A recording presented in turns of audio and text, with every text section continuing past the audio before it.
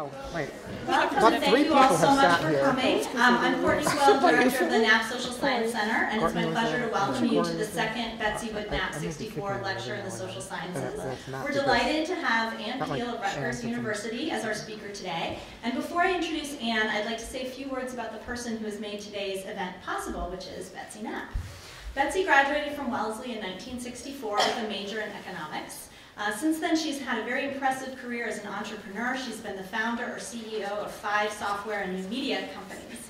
Betsy and her husband, Bud, are longtime supporters of the college. Betsy's been a member of the board of trustees and co-chair of the Wellesley campaign. And the Knapps have made many generous gifts to Wellesley College, including the one that led to the renovation of this building 15 years ago, the home of the social sciences. The Knapps have recently renewed their commitment to the social sciences by supporting the creation of the Knapp Social Science Center. This new center will support student and faculty research in the social sciences and promote interdisciplinary exploration of issues like health, development, and criminal justice issues. Betsy and Bud make their home in the West, and they're therefore unable to be with us today, but I know that we're all very grateful for their steadfast support of the social sciences and of the college. Our speaker today is Ann Piehl, who is Director of the Program of Criminal Justice and Professor of Economics at Rutgers University. This is a homecoming of sorts for Ann. She has very deep ties to Wellesley. Her mother and her sister Janet both graduated from Wellesley, and her niece Nicole is a sophomore here. Ann herself made the inexplicable decision to attend college at a little-known university in Cambridge. I think it's called Harvard. But even then, she's continued to build links to the Wellesley community. One of her college roommates was Anne Trank, who's now a professor of mathematics here. And when she was a graduate student at Princeton, she became friends with Kristen Butcher and Phil Levine, who are now professors of economics here. Her mother even lives in the same apartment complex as Kim Bottomley's mother. I know that Ann has been to our campus many times, and it's a pleasure to welcome her back. So we've invited Ann to be here not only because of her many Wellesley ties, but because of her illustrious career as an expert in criminal justice policy. Ann's work in this area goes back to when she was a graduate student, interested in exploring how prison education programs affected recidivism and prisoners' well-being after release. This work required Ann to spend a lot of time in prison. I would venture to say she may have spent more time in prison than anyone else here. And I'm sure she wished that she had realized at the time that she could have packaged her experiences into a memoir, sold it to Netflix as the basis for a wildly popular television show. But what was television's loss, perhaps, was social science's gain, because we've learned a tremendous amount from Ann's scholarly work. She's the author of a book and literally dozens of articles and research reports on a wide variety of criminal justice issues. Let me say a little bit about a couple of her research projects. One that may be of special interest to us is her involvement in the Boston Gun Project, nicknamed Operation Ceasefire. This was an initiative in the mid-1990s that was aimed at curbing what was then an epidemic of youth homicides. Ann worked closely with police officers, gang outreach workers, and other stakeholders to identify strategies to disrupt the violence. And Ann was also critical to efforts to rigorously evaluate the effects of the initiative. As social scientists, we all know how important it is to come up with an empirical design that will allow you to rigorously test for a causal effect of your policy, especially when you don't have an obvious control group. And Ann's ability to move seamlessly from the world of police officers, former gang members, and social scientists is one of the reasons why she's been such an effective analyst on these issues. I wanted to tell you just one more anecdote about Ann that I think is especially appropriate today with the New Hampshire primary going on just to our north. It pertains to a politician who railed against immigrants from Mexico, linking them to crime. Sound familiar? The politician was not, in fact, Donald Trump, but was Pat Buchanan, and the year was 1992. Kristen Butcher, who was then a new assistant professor, was discussing this comment with her friend Ann and said, "Do you think this could be true?" Ann replied, "I don't know, Kristen, but isn't this exactly the kind of question we've been trained to figure out?" This conversation led them to write what eventually became 5 published journal articles on the links between immigration and crime, and led them to definitively conclude that immigrants are in fact less likely to commit crime than the native-born. So I think as a society, we all benefit when people like Ann and Kristen put their considerable talents to use to rigorously evaluate allegations that others may make carelessly and see if there is in fact any truth to them. So I could tell you more about Ann's congressional testimony and the many important government panels she served on, but I know you're all eager to hear from her. So without further ado, please join me in welcoming Ann Piehl.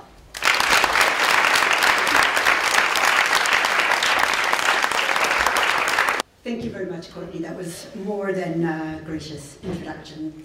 And I do want to thank all of you for coming today. It really does feel like a bit of a homecoming year. I just want to point out that Kristen was kind enough to forward the announcement of my talk here to my mother, knowing she would be interested in this. But my mother, of course, already knew about it from the network of the Wellesley alums in the retirement community. There's just no getting any information past them. Nicole knows that that's true. So what I want to do today is talk about punishment in American society and the use of incarceration. But at the same time, I also want to talk about the use of social science research in the setting of policy. And I'm going to interweave these two ideas together.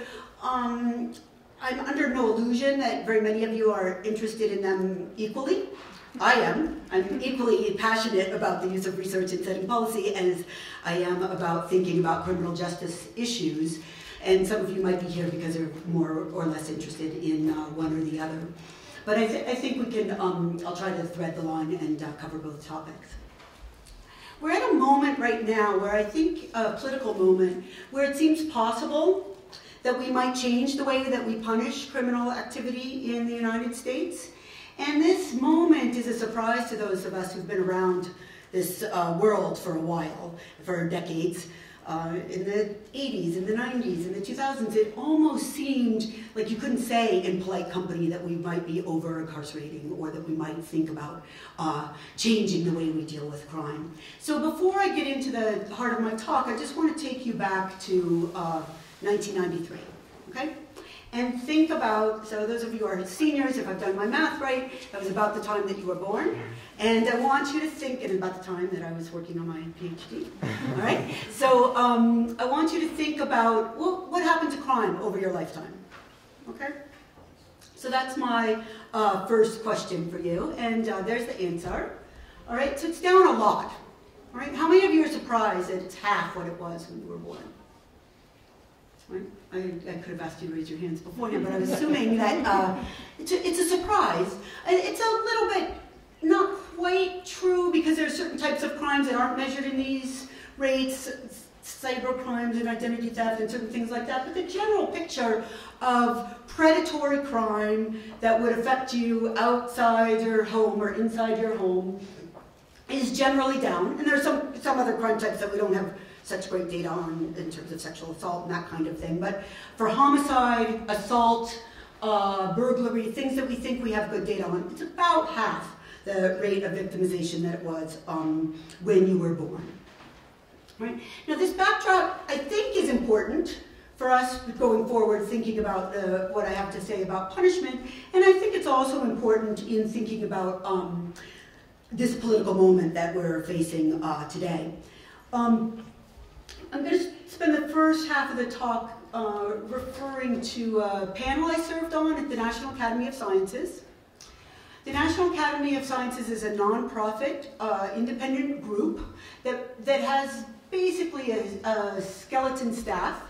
And what they do is they assemble experts from around the country whenever there's a topic that they think is worthy of in-depth research. Okay? So they put these ad hoc panels together, collect a number of experts, have them review the social science evidence or the scientific evidence, if it's an engineering or medical topic, and then they issue a report, hopefully with the consensus of that panel about that research. So this gives us an opportunity to think about some of the basic facts in terms of incarceration in the US, and also to think about how much of those can be informed by research or not. Right? So this panel was fairly large, 21 people, because the charge to the committee was large. Examine the causes and consequences of high rates of incarceration in the US. It's a very big, broad topic. Okay? They wanted to think about the fact that over the past 4 decades, the rate of incarceration has more than quadrupled. Another way to think about that change was prison populations have gone from about 200,000 to 1.5 million people, and currently about 1 of every 100 American adults was in prison or jail, point in time. Okay? So jail is different from prison in that you might not be convicted if you're in jail, or it's a very short sentence, okay? And the US holds about a quarter of all prisoners in the US, though we have less than 5% of the total population. Right, so these were the kind of facts that motivated a group to get together and say, okay, this is a big social phenomenon. What can we think about? What can we learn about from the research about how to think about this? All right? The group really focused on prisons rather than jails, just to kind of get a handle on the problem, and the data are just better. So these are people who are serving on convicted sentences. Right? So there's the basic fact that forms actually the design for the cover of the report. If you look just at prisons, you see that the prison population was stable at 200 per 100,000, the incarceration rate, for decades and decades before it really increased, okay? And if you look at prison and jail, which we might care about, those are the set of people who have their liberty restrained so that they're not sleeping at home tonight, the trends are the same, even if the numbers are a bit higher, okay? So let's think about this in the context of the crime rates. So this is a longer time series than I had before, going back to 1960, okay? And you see the green line is the imprisonment rate, federal and state prisons. And the crime rates, you see, went up early on in this period, were kind of high, and then came back down. So 1993, where I had the start of the time series earlier, is right about here, as the crime rates are just starting to come down. All right. So we can see, one of the first facts is that the incarceration rate is high relative to its historical level. Okay? If we compare the rate of incarceration in the US to other countries where we often look for benchmarking or thinking about other comparisons in terms of other areas of social policy, we see that the US is an outlier. Okay? It's an outlier compared to almost all countries. The Russian Federation is the second. All right? So I think people might kind of know this, but they might not realize it's 6 or 7 times to 10 times higher than in European countries to which we often compare ourselves. Right? Another fact that people probably have some sense of is that the incarceration of African Americans is much higher than of whites. Okay? But you might not fully appreciate the magnitude of the difference, 6 or 7 times higher for non-Hispanic blacks compared to non-Hispanic whites. Right? And Hispanics are in the middle. Okay, so I don't know if you can read all these numbers, but I'm trying to just give you the basic sets of comparisons. Is that there's a huge racial gap in terms of incarceration. All right, here's the last one. It's a little less well labeled, this graph. This is looking at educational inequality.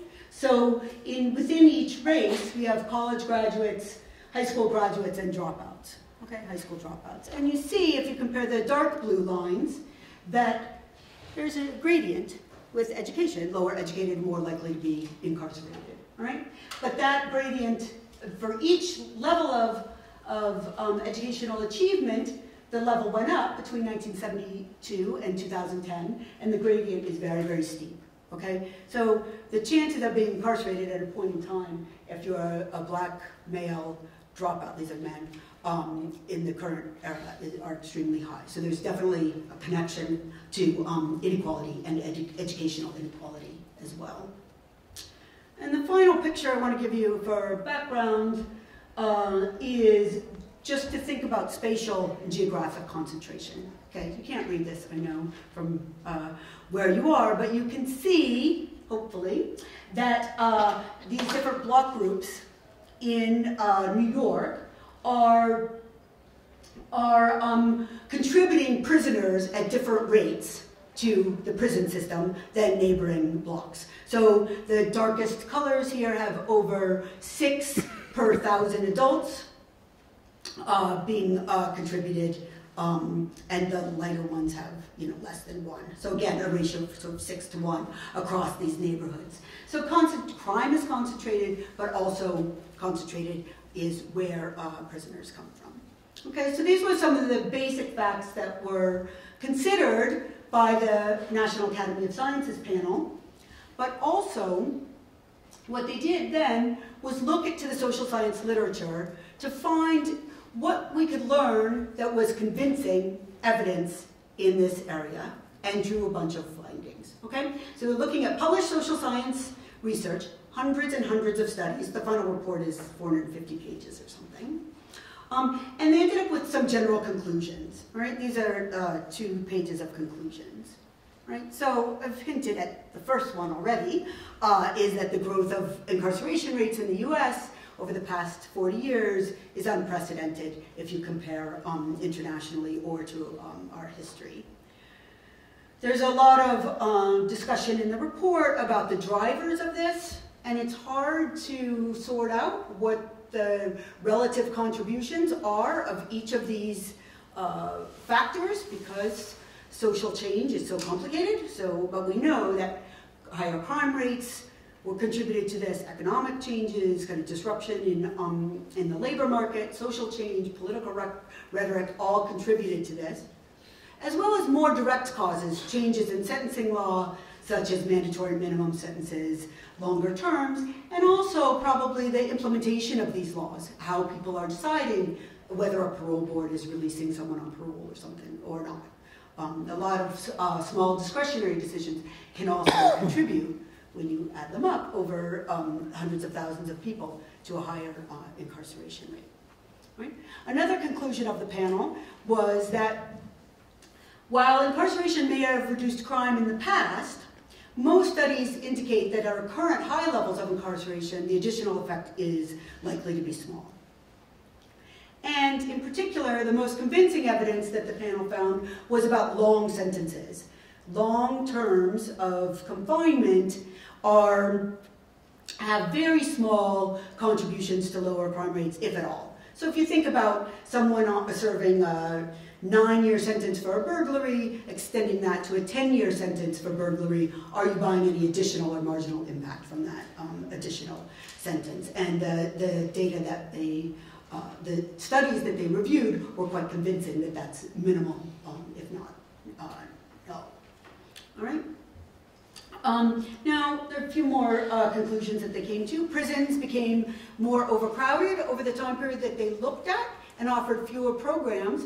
But interestingly, the prisons got much, much safer. Okay? They got less, all the measures of disorder went down precipitously after 1980. Escapes, suicides, assaults on staff, assaults on inmates all went down. We don't have good information on prison rape. That's a kind of a newer area of interest, and there's been efforts to collect data more recently, but we don't have any kind of a length of time series to look at in terms of that. So that's kind of a dramatic conclusion, given that prisons were growing so rapidly and becoming more and more overcrowded, that they became much less disordered inside. They also found that men and women released from prison experienced low wages and high unemployment. Incarceration is associated with the instability of families and adverse developmental outcomes for the children involved. And as I suggested, incarceration is concentrated among people coming from poor, high-crime neighborhoods. Okay? Now these conclusions are all very general, okay? Really general. And they're general for a couple of reasons. One is there's a lot of variation across states in the way that they implement sentencing law, the sentencing laws, the practices of prison, how high their incarceration rates are, etc. And so if you want to make a national finding, you have to kind of generalize beyond that, from that. You miss some of the nuance there. The other reason that they're general is that it turns out that if you are set up a process that's to review completed, convincing, published research, it's a very conservative standard for thinking about knowledge. Okay? So I served on this panel. This is the first time I've served on an ad hoc consensus panel, the National Academies. And not only were we reviewing, published, convincing research, then we had to come to consensus among 21 of us, okay? So that means some of us might have been more convinced by certain evidence than others, but we end up at a conclusion that's driven by this idea of coming to consensus. We didn't actually completely make consensus, that was the goal, but we had a few dissents on a few points, but we got there. But it's a conservative standard. You have to look at the studies that are the best study designs, the most convincing causal effects, as Professor Quayle mentioned, and there are not so many of those. Out of the hundreds and hundreds of studies that we reviewed, there was fewer than you would like that met that standard of really convincingly contributing to the research knowledge base. Okay, so that's one point to bear in mind. Nonetheless, it seemed to the committee that we wanted to go beyond these conclusions and think about some recommendations. So how do you go from something general to some recommendations? Well, if you're going to do that in an area of social policy, things that we study as social scientists, we need more than research evidence, because we need to, if we're going to make a recommendation, have some sense of what we're trying to accomplish by the social policy. All right? So we turned to a discussion of normative principles and came quite quickly to this set of principles that have guided criminal justice policy in Europe and the US for hundreds of years, right? Reasonable things, proportionality. Is the severity of sentences appropriate to the seriousness of the crime? Is the punishment the minimum necessary to achieve its intended purpose? Are the conditions and consequences of punishment allowing the individual to retain his or her fundamental status as a member of society rather than cutting that off in forever? Right? And do our policies promote the nation's aspirations to be fair and just? Okay? Now what's interesting is that our discussion of these normative principles, we came to consensus very rapidly. Right? There seems to be a wide consensus, among this group of 21 people not selected at all for our expertise in this area, that we should use long-standing kind of principles here. Those allowed a few policy recommendations. Right? Basically, the conclusion of the committee was that we've overshot with incarceration, incarcerating at a much too high of a rate, but we were only clear about a few things that might be able to be done, that could feel confident in recommending them based on the social science research. Okay? One was to think about sentencing, and the recommendation there is re-examine policies for mandatory minimum sentences, really long sentences, and also enforcement of drug laws. Okay? Supply side kind of interventions in trying to reduce the use of drugs has a consequence of bringing more people into that marketplace. Okay? So thinking instead about demand side reductions might have much smaller consequences for levels of incarceration. Okay? These are not new ideas. They're just, the new part here is the statement that these are credibly supported by evidence, not necessarily advocate arguments. All right?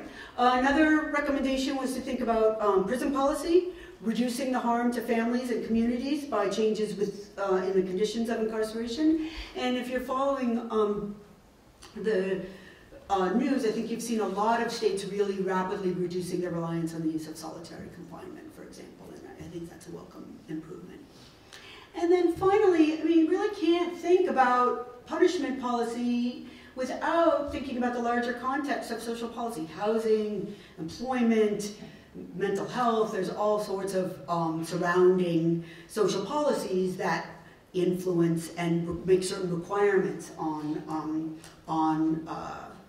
corrections, on prison. Right? So now I'm going to leave the National Academies panel behind, where I was really speaking on behalf of these negotiated opinions and interpretations, and move to some of my own thoughts where I can be bound to a less rigorous standard before offering recommendations. Okay, but I'm still going to base it in research, but not to that same high level of the standard. All right, so I want to think about some more practical considerations first. If you really are committed to thinking, if you're committed to the idea that we should be incarcerating at a lower level than we are now, which I think there's a good argument for thinking that, how are you going to get there, right? So in many areas of policy, it's not sufficient to just stop doing whatever you were doing that set off this dynamic, because you're in a different place now than you were back in 1980, for example. One of these is what Stefan Lubulio and I called the criminal history trap.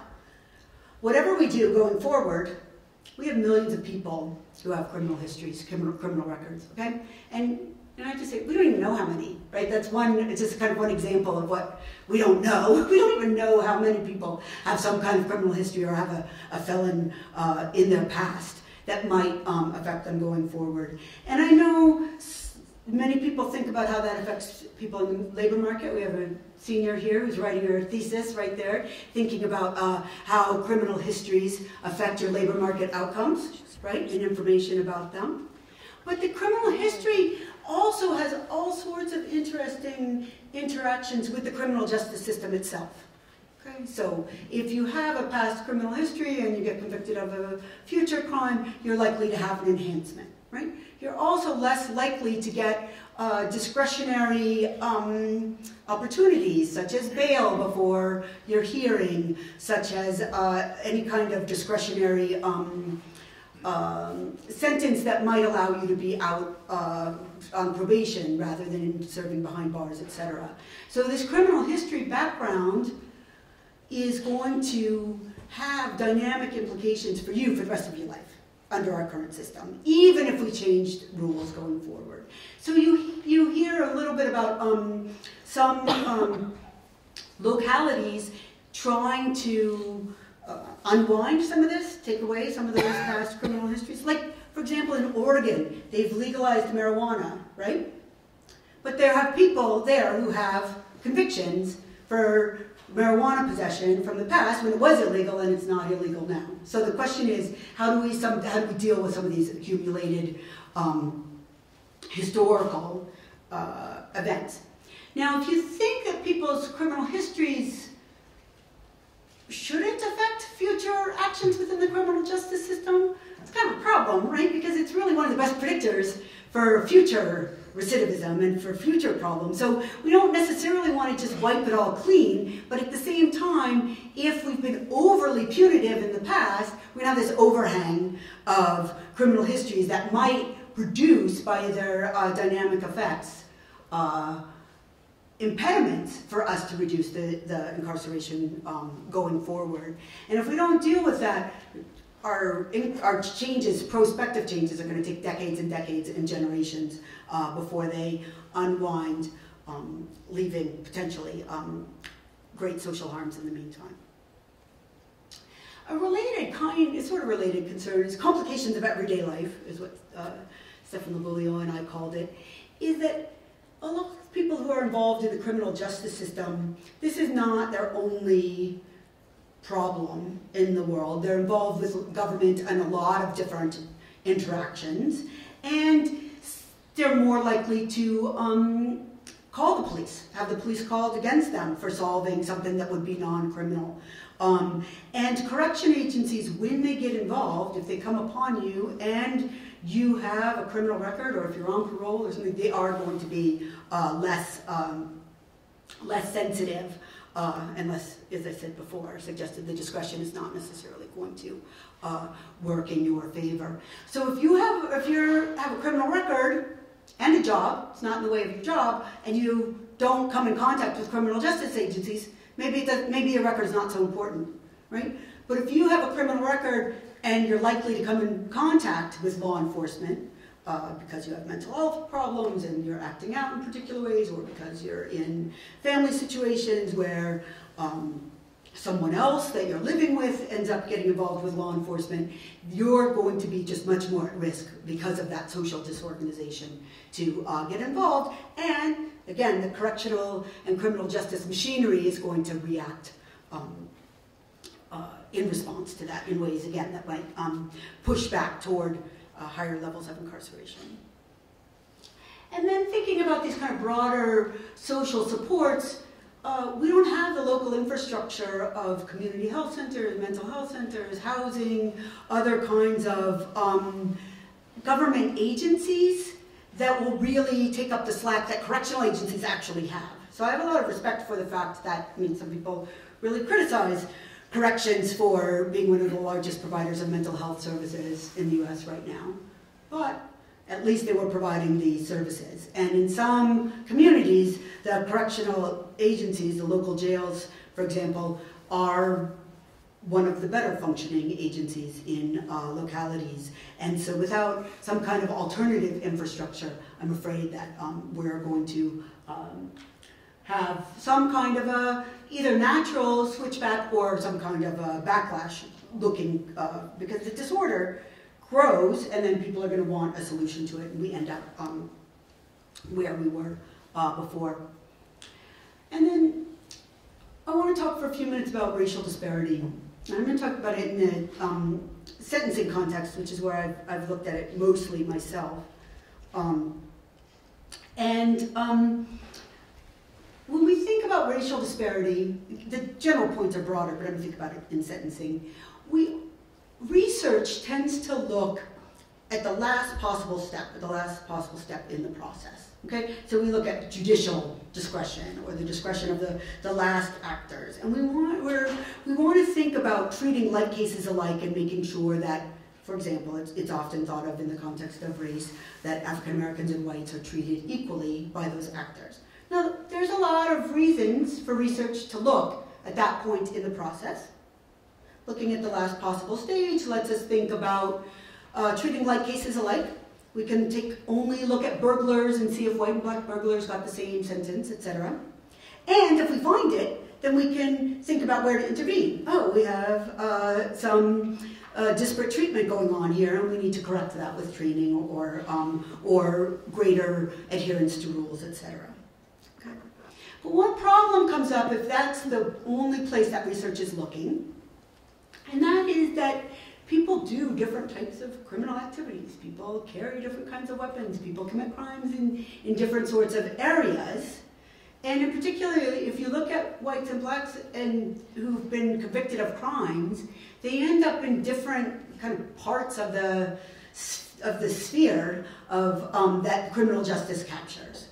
Okay, so one example that you may know is drug zones, right? So school drug zones. So if you take a lot of states have a rule that if you sell drugs within 500 feet of a school, your penalties will be enhanced, right? Well, who lives in denser environments? African Americans or whites? African Americans. And in Newark, actually Newark, New Jersey, they've looked at these, and the only place that you can be more than 500 feet from a school is if you're in the airport, okay, which is not even local jurisdiction, right? And so you can have something that looks facially neutral on the surface, but because of the way we exist in society, either geographically or the types of behavior that we conduct, you're going to end up with disparate outcomes. Okay? So, as Sean Bushway and I have written, the smaller the overlap in the subpopulations, the more quickly the disparate treatment kind of approach breaks down in statistical sense. It means you're looking at you're looking under the lamp, but you're missing, the whole intersection. Okay? I've been thinking about this question, and I turned to Glenn Lowry. He wrote this really nice book, The Anatomy of Racial Inequality, in 2002. And he really summarized, I think, for me, the kind of things that I was thinking about. He said that race blindness is a useful procedural standard, but in the context of where we're living, it's too limited to be a sufficient measure of morality in American social policy, right? And in particular, I want to think about policy, right?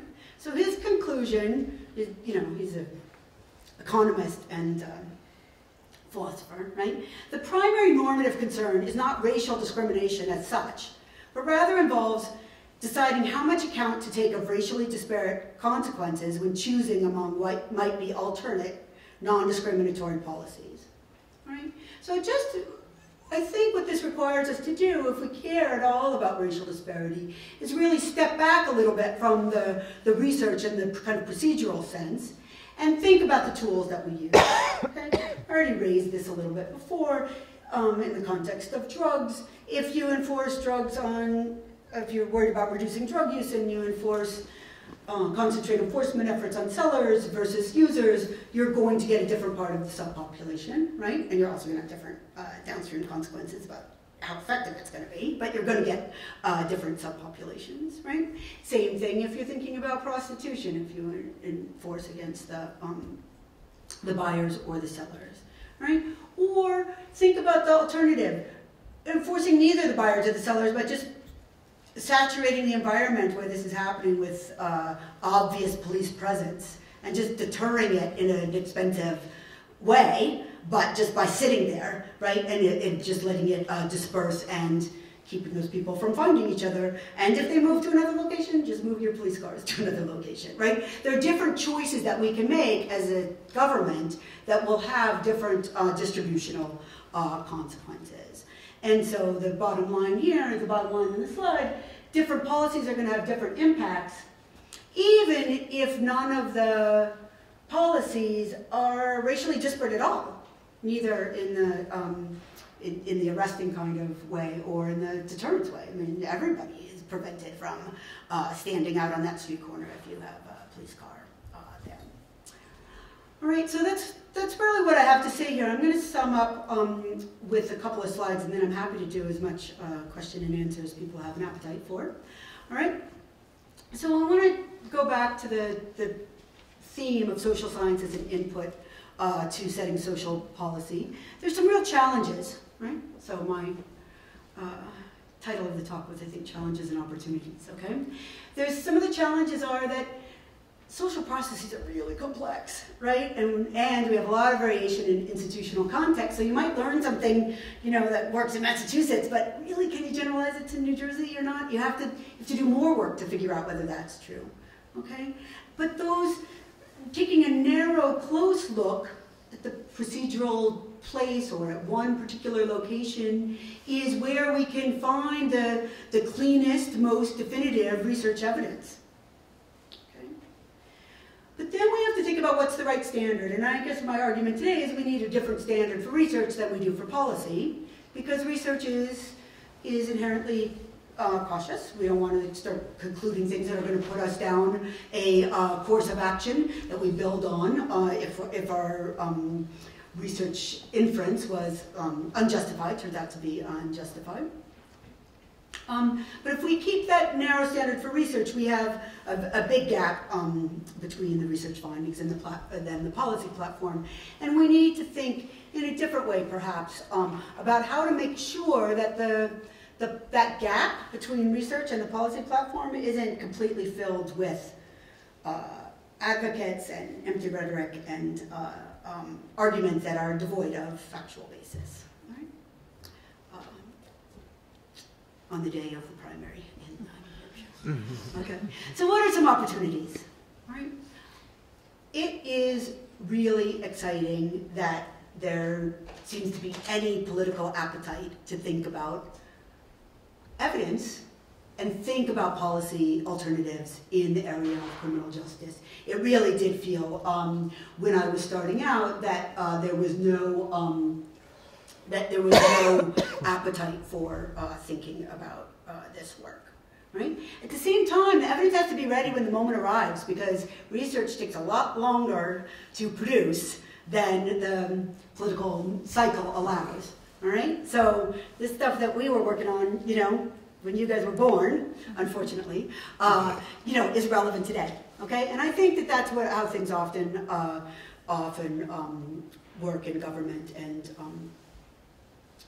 maybe Professor Levine has something to add to that from his time in government. That we reviewed in the National Academies panel research evidence over 40 years, and one of the things that we found is that the prison buildup, the quadrupling of the prison population, was not based on research, right? And so even if we think now that we're kind of unsure about some of the research evidence, one point is for sure true: there wasn't research evidence to justify that reaction either. All right, and then finally, for those of you who are just more action-minded, I think you guys have a challenge in your generation. I think I set it up. There's a big overhang from from what we've done over the past 40 years. And I think that the social consequences from being able to make any improvements in this area of domestic policy are really pretty profound. And so I encourage you to take up the charge. Thanks.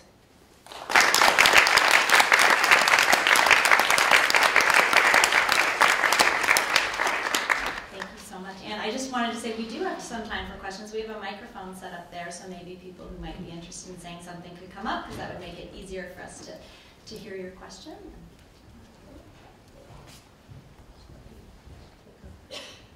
Oh, just hear us all the way in the front. You just talk loudly. I was wondering, in your research, if you've looked at other countries, if there are any examples in other countries of countries who have kind of overhauled their prison systems or implemented large reforms, and what were the consequences of that, if you can learn from them? Yeah, I haven't done very much in other countries, and I think we have some things to learn, but it's kind of frustrating to me that I have a better answer to that question. We don't learn very much even from state to state, right? We have so much state difference. If you compare Massachusetts even to New Jersey, is quite different, much less to Louisiana, much less to California. So we're trying to learn from these different systems, but the overall environment is very different. The other thing that we have to learn from is there are some countries that are much worse shape than we are as well. I spent some time in El Salvador in the prisons there, and we can talk about some of much larger failings, like your case isn't heard until your maximum sentence term date is up, for example. And in some countries, like in El Salvador, they had a civil war, and they put their police force together by taking a third of the people from one side and a third people from the other side, and hiring a third new. I mean, there's a lot of problems that corruption and political motivation can cause in a criminal justice system. So I think that we would have some things to learn. They're just very, very different. But what I can say is that Western Europe incarcerates people for much, much shorter terms. Right? So I was reading a study from the Netherlands, I think, and they were looking at marginal changes of the sentencing structure. They doubled the term for a particular crime. I can't remember what it was, and it went from 1 month to 2 months. Right? And I just thought, okay, we're thinking of like 10 years, 20 years, right? They're very different margins, right? But I think that the research styles across Europe and the U.S. are conforming a little bit more, and there's a bit more of a connection on learning as much as we can from those, but extrapolating from a 1 month to 2 months to a 10 year to 20 years, we have to do it carefully. We're a ways away from making cleaner, drawing policy relevant conclusions there. Yep, it's in the back.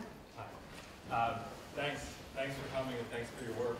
I don't really have a great question, but I'm wondering if you could say more about the relationship between the domestic economy and incarceration in general. And the reason I ask is, it seems that, at least in this election cycle, on the Democratic side, there's a sort of strong sort of populist rhetoric, right, in the form of the Sanders campaign, and increasing concern about the recurrence of economic crises. And so that form of political rhetoric, it seems to have taken hold of a lot of young voters in particular. So advocates, it seems to me, would sort of latch onto that as part of whatever program they might choose to challenge some of the trends that you just identified. So can you say more about the potential for linking these two types of discourses, or if not linking them, just thinking about them in more productive ways, right? The relationship between economic crises or economic cycles and the incarceration crisis. Yeah, so I'm going to take part of your question. I appreciate the question. It's not my expertise really to think about and to think about political movements. So you have other people in the room who can do that better than I can. But I will say that in general, I think that when the economy's better, people are more open to thinking about concern for former offenders. And in the 90s, when the economy was really going strong, and I remember there being a real interest in prisoner reentry and really connecting inmates to jobs, etc. So I think that there are two factors. One, the crime rate being low makes people more open to thinking about doing something in this area. And if the labor market is strong, it will come back. Now, the problem with where we're at right now is the low-wage labor market is not coming back the way it is at the high end at this time. And as the educational data should indicate, that this population is generally functioning in a fairly low end of the labor market. So I would say if the low-end labor market becomes really strong, you sometimes get these very interesting coalitions in favor of former inmates that sometimes has to do with a reaction against immigrants, for example. You can get sort of surprising to me, political connections. And again, that's not my area of research expertise, so I won't go any further than that. Yeah.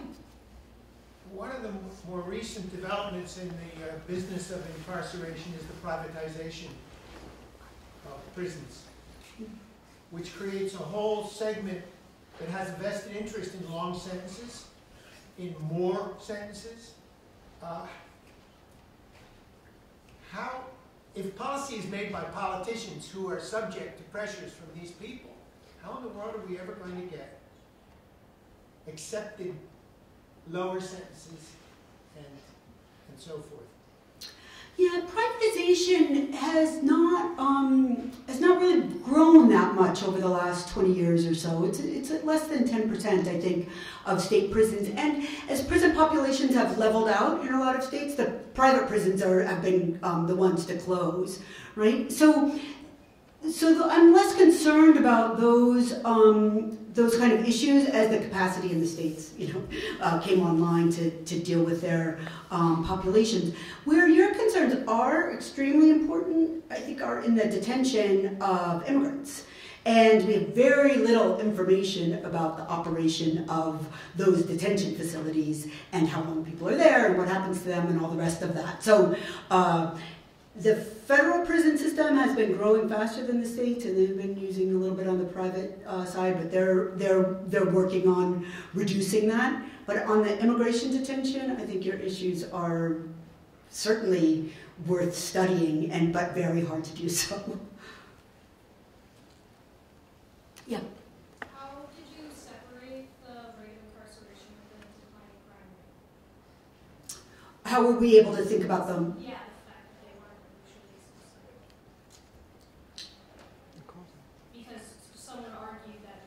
More criminals were in jail, they were less. Oh, yeah, yeah. Yeah, so do you mean in the research, how do they discern? Yeah, yeah, so this is what's difficult, is that crime, if a system's functioning well, higher crime rates will lead to higher incarceration, and higher incarceration will lower the crime rate, right? So this kind of simultaneity is very difficult to separate out. So there are a couple of different techniques that people use, and they are all a little bit dissatisfying, right? In some sense, because we don't have a clean way to separately identify them, okay? And that's why the conclusions that the committee comes to are so tentative, right? If we had a much cleaner way of identifying them, we could be much stronger, okay? So a couple of ways to think about it. The most convincing have been those where you change a law and lengthen the prison term and see what happens to the crime rate, okay? Those were the ones that the committee came down with as having the most convincing results, that they're not leading toward greater crime. Because at least then we can identify who's serving the time, right, relative to the crime. There are other ways to try to model the lags and the leads, the kind of time series pattern of the crime rates into prison, because we can have a model of how long people are serving, and so controlling for that time series structure of the two time series, a very kind of technical, statistical way, you can try to do a similar kind of analysis. That's less satisfying, though, because that's than the policy changes, because those are aggregate measures, right? Those are crime and all prisons, and we don't always know exactly what the policy change was that yielded those additional bits of prison terms being served, okay? So it's really, people have collected the evidence across a bunch of these policy changes and also looked at the time series changes to make these kind of inferences.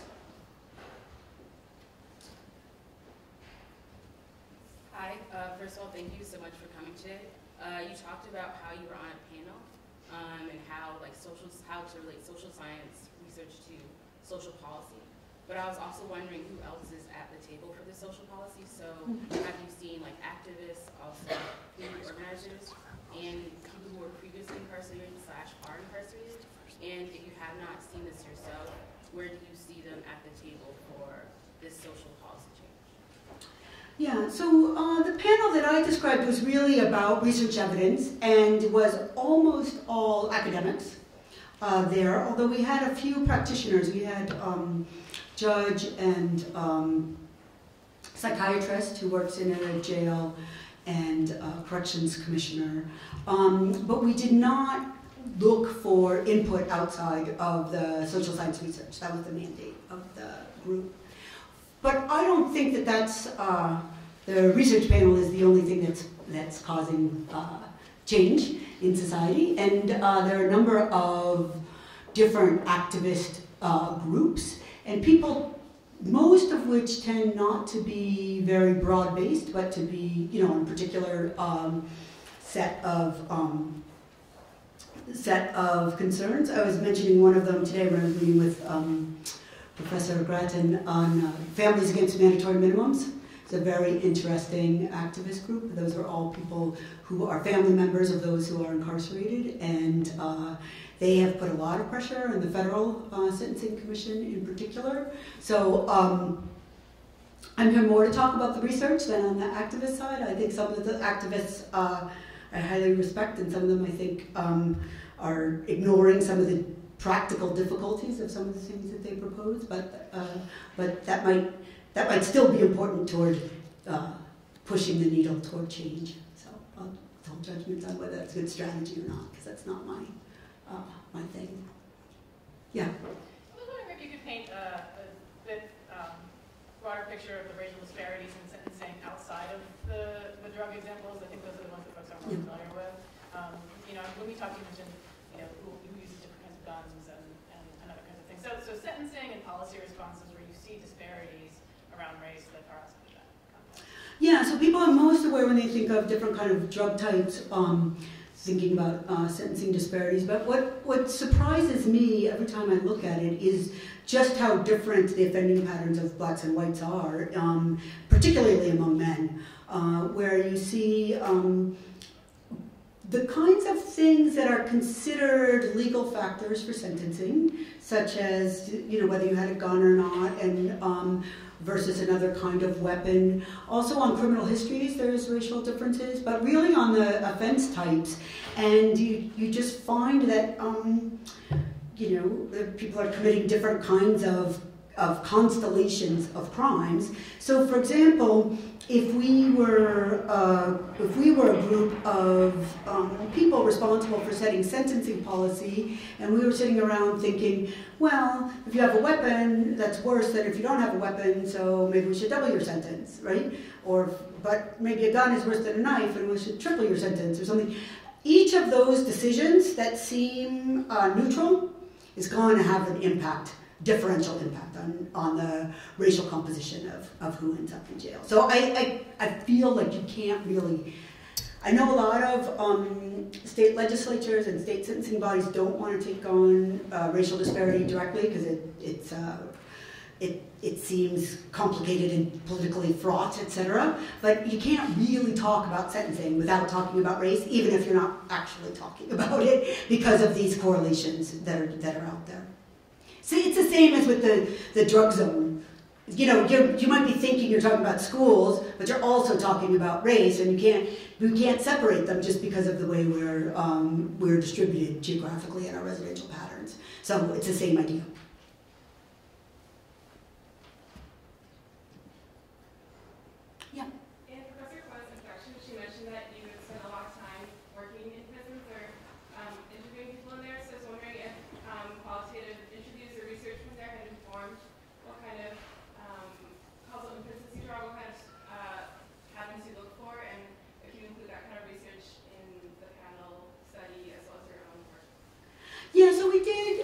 in the panel did have a lot of qualitative researchers on it, so that's a good point to add to my earlier response. For me, my qualitative work I use more for hypothesis generation a little bit and some indications about mechanisms, but that's because I wasn't trained in qualitative research for one. and I find it really, really useful for helping me to figure out what are important limitations to my studies or context, or that's how I use it initially, but then later it might provide the hypothesis that I want to test down the road. So I found that very helpful for me in trying to choose questions to work on that will or are somehow important in the broader society. Yeah. Just going back to the discussion about sentencing, and so we've been talking about sentencing as like having these disparate and disproportionate outcomes, for different racial groups, and those being sort of like unintended consequences because these policies are race neutral on the surface level. And I think to like popular literature now, like the new Jim Crow, which is sort of trying to make the argument that these are like explicitly racialized policies. I was wondering, it's more of an opinion, do you think that they are, and if so, how does that affect like the opportunities and challenges for reducing mass incarceration? Good question. For myself, I've decided not to worry about where they came from so much and just think about what they're doing now. That's a little bit of a dodge, but it's also a little bit principled, okay? So, you know how I said if we think of criminal justice as dynamic, which it is, because we've got people acting, and then we've got enforcement reacting, and then we've got courts reacting to what comes to them, and then there's a lot of reactions happening back and forth. The outcome that you end up at, is the result of all of these things, right? And so you might have one part of the system that's racially biased, but other people could be compensating for it, or they could be exacerbating it, etc. So I don't think it's necessary. It's not necessary to resolve where it came from, to think about where you are now, because the dynamics are so important to it, and because, as I said, even if we changed everything and made it pristine prospectively, we'd still have this history to deal with, and that's something that's going to carry forward with us, even if we had a solution for a completely pristine, racially neutral in impact. Also, policy going forward, we still have to deal with the consequences of how we've gotten to where we are today. Yeah. Hi. Thanks for your talk. One of the questions that I have for you is, I guess my understanding is maybe for the past couple decades, the way that we've handled school discipline has really brought the courts and law enforcement and education to interact with each other in ways that have really been unprecedented.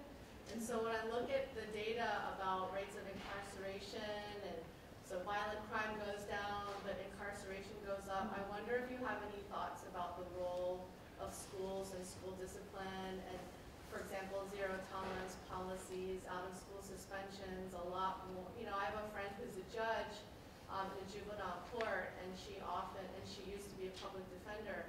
And I was surprised by how often she would tell me that when kids came to court, school officials, teachers, and counselors were actually on the side of the prosecution. And so they're working with law enforcement sometimes to really handle these disciplinary actions when the consequences, can end up being, jail time, incarceration, and so I wonder how you see those two interacting. Yeah, so this is, I don't know so much about the kind of example that you're talking about where there might be a crime committed at school. Is that what you're thinking of? Well, so I think one of the things that happens in schools of late is that instead of disciplinary or code of conduct infractions being handled on an administrative level, there's an automatic influence of law enforcement at the school, particularly in urban schools. Yeah, so I have two reactions to that. One of them is to just echo what you're saying, is that in some places there's a lot of law enforcement presence in schools where there didn't used to be 20 or 30 years ago, right? And part of that is sometimes predicated on providing safety from intruders and that kind of thing into the school. So once law enforcement is there, then they might get involved in a way that I suggested can also happen for people who have criminal records or are living in a community that has heavy law enforcement presence. So I agree with that. The other place where you can have a direct connection between schools and incarceration is that in some states, truancy and other kinds of problems in school can lead to court involvement that could lead to probation, which then violations of that probation could then make somebody eligible for an incarceration sentence, right? And I had a discussion with the Ferguson Commission before they issued their report. It just seems to me that something that starts out as a civil problem, we should find some way to keep it in the civil side rather than pushing it over onto the criminal side. So if we could reform the probation so that something that starts out as truancy ends up escalating within kind of civil punishment rather than transitioning over into the criminal side, I think that would be a big improvement to part of the problem that you raised.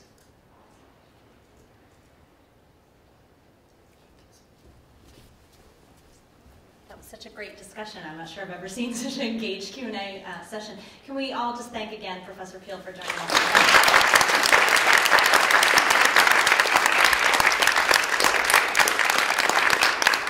Thank you all so much for coming and all your great questions.